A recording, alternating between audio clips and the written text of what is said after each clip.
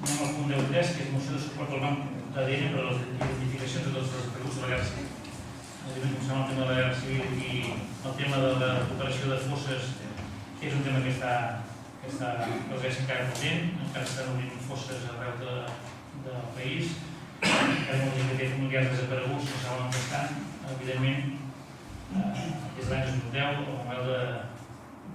el model democràtic de la Generalitat parla de iniciativa d'intentar fer un banc d'ADN entre els desapareguts que es troben i familiars que s'han molt desaparegut, per intentar caçar i poder localitzar i recuperar les restes de familiars.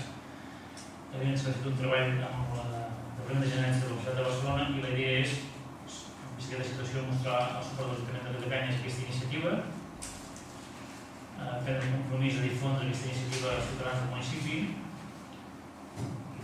i identificar les administracions i els ens que formen part de la voluntat de col·laborar en aquesta acció.